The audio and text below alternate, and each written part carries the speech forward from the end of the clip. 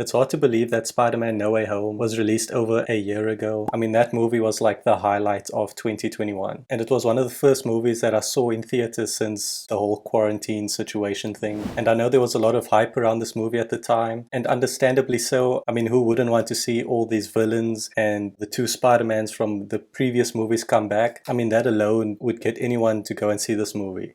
Hello, Peter. But it just begs the question, did we go and see this movie for nostalgic purposes, or were we really curious to see what was in store for Tom Holland's Spider-Man? Be careful what you wish for, Parker. And that's actually what I want to check out in this video is, does this movie still hold up to the hype that it did around the time, or do we just look at this movie as one big cash grab from Sony to get everyone to see this movie because they know everyone loves Toby and Andrew, Willem Dafoe, Doc Ock, all those characters?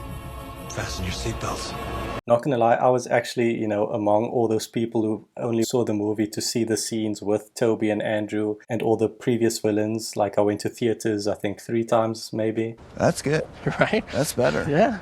And I've already done breakdowns on multiple scenes throughout this movie, so if you want to see that full playlist, then you can click right here. So let's check out probably, the biggest reveal in the movie. I don't know if you'd really call it a reveal because it was kind of predictable the way everything was set up. I am magic. But let's just see how the scene looks a year later. So we have Ned and MJ who are worried about Peter, and of course they want to see their friend. I just wish we could see him. So Ned has the most convenient abilities in this movie. How did you know you were made of magic? Because my Nana says that we have it in our family, and sometimes I get these tinglings in my hands. You should talk to your physician. So anyways, he manages to open up a portal hoping to see his friend. I mean, technically he did get to see Peter, so I'd call that a win. I see this as an absolute win. And to be honest, this was really predictable. I mean, from the minute the portal opened and we just saw a hazy figure of Spider-Man, I instantly knew that suit looks like Andrew. They try to make it seem like it could have been Tom Holland, but Andrew is just a much more lankier version of Spider-Man, so that was a dead giveaway. I knew you'd come back.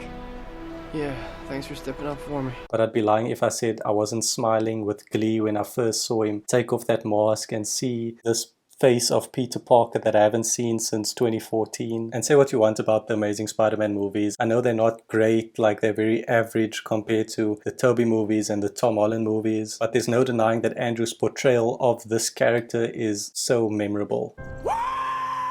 I actually have really fond memories of seeing the first Amazing Spider-Man movie when it first came out. I think I was around 12, 13 years old at the time, so the movie really holds a special place in my heart. By the way, I would really appreciate it if you tap that like button and subscribe if you haven't yet.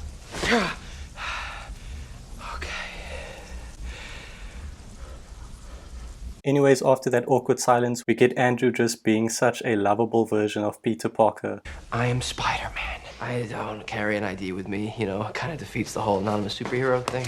And I was actually worried because they appeared so late in the movie. Andrew's appearance was only like an hour and 20 minutes into the movie. So I was really questioning like if we were really going to see Toby and Andrew at this point. And wouldn't you know it, a few minutes after Andrew shows up, we get the reveal of the goat. I opened the wrong portal to the wrong Peter Parker. Yeah, I guess you just keep doing it until we find the real one.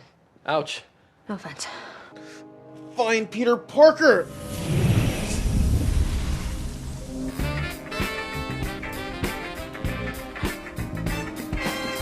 You're Peter.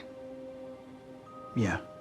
Peter Parker. Just look at him. I mean, I've seen this movie a handful of times at this point, and I can't help but smile every time I see this. I know a lot of people say this is like the end game of Spider-Man movies. It's the culmination of different characters from different universes all coming together to fight together and save the world, essentially. And I can actually see that. I mean, this movie wouldn't have been as great as it is if it wasn't for Tobey's movies and Andrew's movies.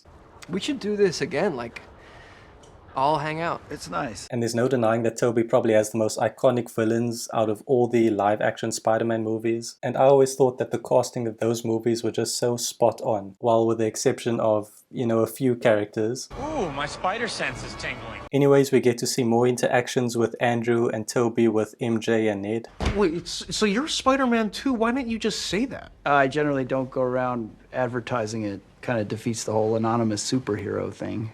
That's what he just said. And looking back on it now, I mean, does this movie only hold up because of nostalgic reasons? I mean, kind of in a sense, but I think it's nostalgia done right. Like, they aren't just there to show up, you know, throw some quips around and just make a fun little cameo surprise. They actually serve a purpose to the overall story and plot of this movie. They actually helped Tom Holland's version of Peter realize that he's not alone, and losing people is kind of the consequence of him being Spider-Man. My Uncle Ben was killed. It was my fault. I lost Gwen. She was my MJ.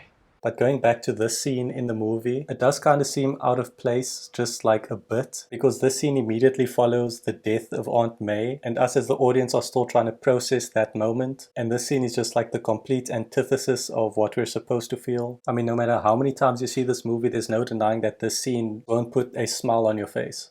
We don't know where he is. Is there some place he might go that has meaning to him? For me, it was the top of the Chrysler Building.